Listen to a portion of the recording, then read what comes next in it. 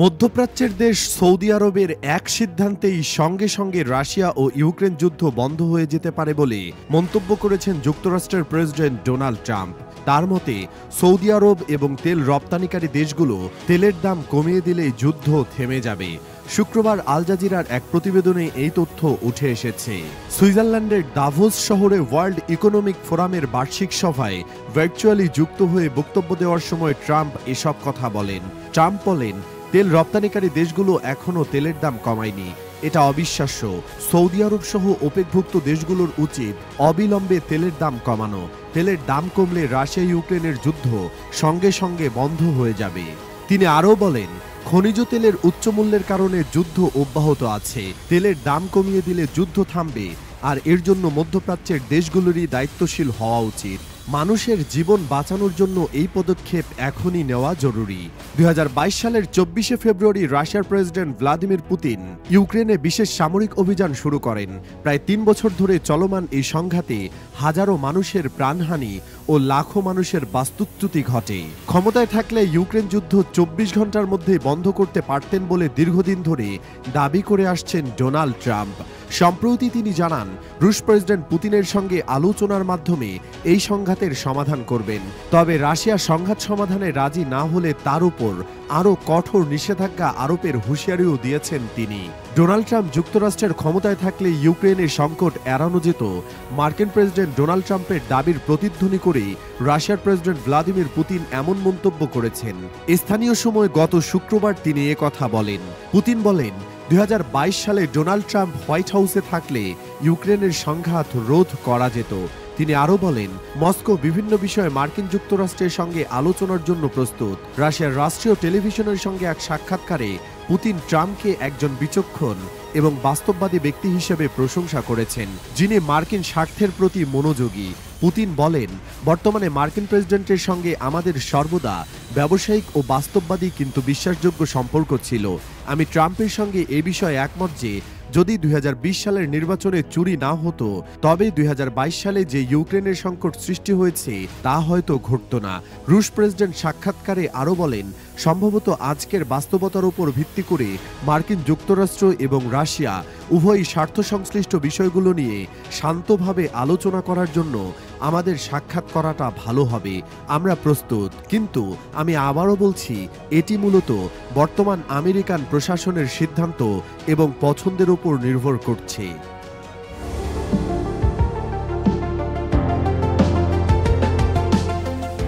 প্রায় 2 সপ্তাহেরও বেশি সময় ধরে ভয়াবহ দাবানলে পড়ছে যুক্তরাষ্ট্রের ক্যালিফোর্নিয়া অঙ্গরাজ্যের লস অ্যাঞ্জেলস। ভয়াবহ এই দাবানলে পুড়ে ছাই হয়েছে হাজার হাজার ঘরবাড়ি, গাড়ি ও অন্যান্য অবকাঠামো। অবশেষে সেখানে বৃষ্টি হওয়ার সম্ভাবনা তৈরি হয়েছে। দেশটির আবহাওয়া বিভাগ জানিয়েছে, স্থানীয় সময় শনিবার থেকে শুরু করে সোমবার পর্যন্ত বৃষ্টি ও কিছু কিছু জায়গায় তুষারপাত হতে পারে। এই বৃষ্টি সেখানকার মানুষকে স্বস্তি এনে দেবে, যদিও আশঙ্কা করা হচ্ছে বৃষ্টির কারণে সৃষ্টি হতে পারে নতুন দুর্ভোগ। লস অ্যাঞ্জেলসের কিছু জায়গায় গত 8 মাসে একবারও বৃষ্টি হয়নি। এতে করে আবহাওয়া বেশ শুষ্ক হয়ে পড়েছিল। জাতীয় আবহাওয়া বিভাগের লস অ্যাঞ্জেলস বিভাগের আবহাওয়াবিদ এরিয়েল কোহেন সিএনএনকে বলেছেন, বৃষ্টি না হওয়ায় লস অ্যাঞ্জেলসের মাটি সিমেন্টের মতো হয়ে গেছে। ফলে বৃষ্টি হলে সেগুলো তাৎক্ষণিকভাবে গড়িয়ে পড়বে। তবে যদি বৃষ্টি ধীরে হয় এবং পুড়ে যাওয়া অঞ্চলগুলো পানি শোষণ করে নিতে পারে, তাহলে বৃষ্টি উপকারী হবে। কিন্তু যদি হঠাৎ করে ব্যাপক বৃষ্টিপাত হয়, এতে পাহাড়ি অঞ্চলের মাটি আলগা হয়ে সেটি ভূমিধস ঘটিয়ে নিচের বসতির ক্ষয়ক্ষতি করতে পারে। এছাড়া আগুনে পোড়া ধ্বংসস্তূপও বৃষ্টির পানিতে গড়িয়ে যেতে পারে। এমনটি হলে বিষয়টি ভালো হবে না বলে সতর্কতা দিয়েছেন তিনি। এদিকে দায়িত্ব নেওয়ার পর নিজের প্রথম সফরে দাবানলে পুড়ে যাওয়া ক্যালিফোর্নিয়ায় গেছেন মার্কিন প্রেসিডেন্ট ডোনাল্ড ট্রাম্প। শুক্রবার দাবানলে ক্ষয়ক্ষতি পরিদর্শন করতে সেখানে যান ট্রাম্প। এর আগে দাবানল নিয়ন্ত্রণে ট্রাম্পের অন্যতম সমালোচক ডেমোক্রেটিক গভর্নর গ্যাভিন নিউজমের নেতৃত্বে রাষ্ট্রীয় জরুরি অবস্থা মোকাবিলায় নিন্দা জানান ট্রাম্প। ট্রাম্প তার স্ত্রী মেলানিয়াকে নিয়ে প্যাসিফিক প্যালিসেডস এলাকার ধ্বংসাবশেষ পরিদর্শন করেন এবং তারপর স্থানীয় নেতাদের সাথে একটি গোল টেবিল আলোচনায় অংশ নেন, যার মধ্যে লস অ্যাঞ্জেলসের মেয়র কারেন বাসু ছিলেন। এ সময় তিনি একটি নির্বাহী আদেশে স্বাক্ষর করার প্রতিশ্রুতি দেন, যা রাজ্যের উত্তরাঞ্চল থেকে দক্ষিণে পানি সরবরাহ করবে।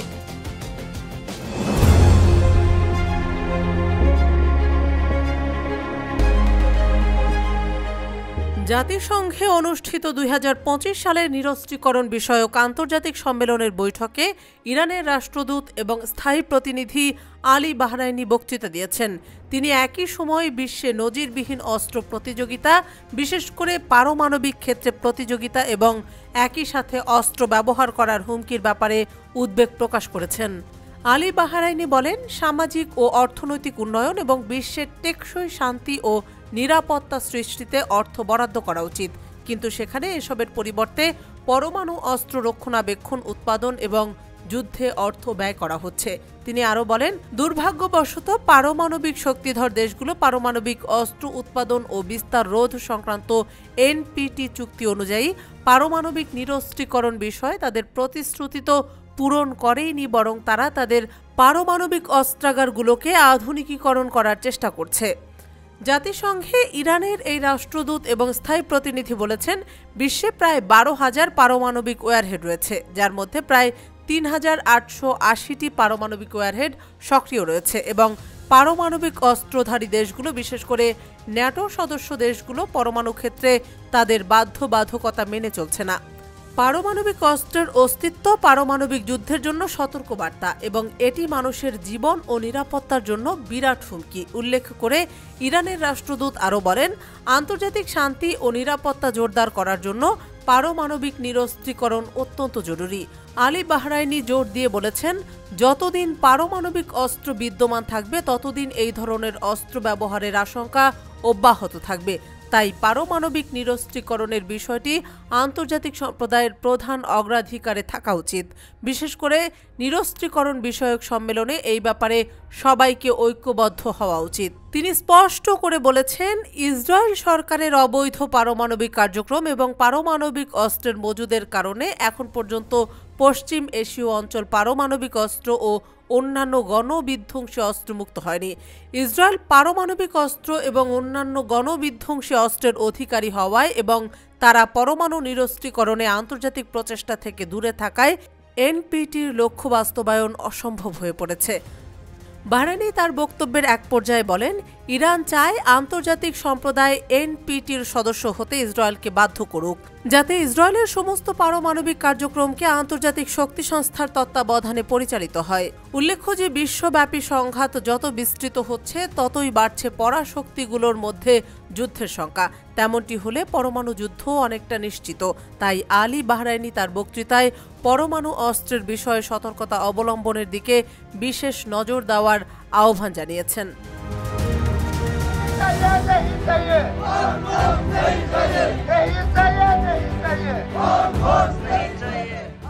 গেল মাসে ভারতের উত্তর পূর্বাঞ্চলীয় অরুণাচল প্রদেশের সিয়াং নদীর পাশে শতাধিক আন্দোলনকারীকে সারিবদ্ধ হয়ে দাঁড়িয়ে সরকার বিরোধী স্লোগান দিতে দেখা গিয়েছে এমন খবর প্রচার করা হয়। তারা স্লোগান দিচ্ছিলেন, এনসিয়াংয়ের উপর কোনো বাঁধ চাই না। শান্ত পাহাড়ের মাঝ দিয়ে বয়ে যাওয়া সিয়াং নদী শতাব্দীর পর শতাব্দী ধরে আদি সম্প্রদায়ের পূর্বপুরুষদের কাছে পবিত্র বলে বিবেচিত হতো। এই কৃষিজীবী সম্প্রদায়ের জীবন জীবিকা নদীর পানির উপর নির্ভরশীল, কিন্তু এখন সেই সব কিছুই ঝুঁকির মুখে পড়েছে বলে জানান স্থানীয় বাসিন্দা গেগং জিজং। তিনি বলেন, ভারত তাদের জমিতে দেশের বৃহত্তম বাঁধ নির্মাণের পরিকল্পনা করছে। মূলত ভারত $13.2 বিলিয়ন সিয়াং আপার মাল্টিপারপাস প্রজেক্ট একটি জলাধার তৈরি করবে। এটি 9 বিলিয়ন ঘনমিটার পানি ধারণ করতে সক্ষম। কাজ সম্পূর্ণ হলে 11,000 মেগাওয়াট বিদ্যুৎ উৎপাদন করবে, যা ভারতের অন্য কোনো জলবিদ্যুৎ প্রকল্পের চেয়ে বেশি। এই প্রকল্পটি প্রথমে 2017 সালে প্রস্তাব করা হয়েছিল। বর্তমানে কর্মকর্তারা এটির সম্ভাব্যতা জরিপ চালাচ্ছেন। তবে স্থানীয়রা সতর্ক করে বলেছেন, এই বাঁধের কারণে অন্তত 20টি গ্রাম ডুবে যাবে এবং প্রায় 2 ডজন গ্রাম আংশিকভাবে ডুবে যাবে। ফলে হাজার হাজার বাসিন্দা তাদের ঘরবাড়ি হারাবে। স্থানীয়দের প্রতিবাদ বাড়তে থাকায় ভারতীয় জনতা পার্টি বিজেপি নেতৃত্বাধীন রাজ্য সরকার প্রতিবাদ থামাতে প্যারামিলিটারি বাহিনী মোতায়েনের আদেশ দিয়েছে, যদিও এখনও পর্যন্ত কোনো সংঘর্ষ ঘটেনি। আন্দোলনকারীরা জানিয়েছেন তারা কোথাও যাবেন না। সিয়াং আদিবাসী কৃষক ফোরাম SIFF সভাপতি জিজং বলেন, সরকার আমার বাড়ি আমাদের মা সিয়াংকে অধিগ্রহণ করছে এবং এটি একটি শিল্পে পরিণত করছে। আমরা এটা হতে দিতে পারি না। তিনি বলেন, যতদিন আমি বেঁচে আছি ততদিন আমরা সরকারকে এই বাঁধ নির্মাণ করতে দেব না। তবে বিজেপি সরকার যুক্তি দিয়েছেন আন্দোলনকারীরা ভুল বুঝছে। অরুণাচল প্রদেশের মুখ্যমন্ত্রী পেমা খান্ডু বলেছেন, এটি শুধু একটি জলবিদ্যুৎ বাঁধ নয়, বরং এর প্রধান লক্ষ্য সিয়াং নদীকে চীনের হাত থেকে রক্ষা করার প্রকল্প। উল্লেখ্য যে ভারতের এই বাঁধ নির্মাণ প্রকল্প মূলত পানি ও নিরাপত্তা নিয়ে নয়াদিল্লি ও বেইজিং এর মধ্যে চলমান একটি ভূ রাজনৈতিক প্রতিযোগিতা। দুই দেশের মধ্যে চলমান উত্তেজনার কারণে সাম্প্রতিক বছরগুলোতে সীমান্ত সংঘর্ষও বেড়েছে। কখনো কখনো সেটি প্রাণঘাতী হয়ে উঠেছে। সিয়াং নদী তিব্বতের কৈলাস পর্বতের কাছে উৎপন্ন হয়েছে। সেখানে এটি ইয়ারলুং ঝাংবো নামে পরিচিত। তারপর এটি অরুণাচল প্রদেশে প্রবেশ করে এবং আরও প্রশস্ত হয়ে ওঠে। ভারতের বেশিরভাগ অংশে এটি ব্রহ্মপুত্র নামে পরিচিত। তারপর এটি বাংলাদেশে প্রবাহিত হয় এবং বঙ্গোপসাগরে গিয়ে পড়েছে। গত মাসে চীন তিব্বতের মেদক অঞ্চলে ইয়ারলুং ঝাংবোর উপর বিশ্বের সবচেয়ে বড় এবং সবচেয়ে উচ্চাকাঙ্ক্ষী বাঁধ নির্মাণের অনুমোদন দিয়েছে। ভারতীয় সীমান্তে নদীটি প্রবেশের আগেই সেটির উপর এই বাঁধ স্থাপিত হবে। এই বাঁধ নির্মাণ নিয়েই এখন উত্তেজনা দেখা দিয়েছে।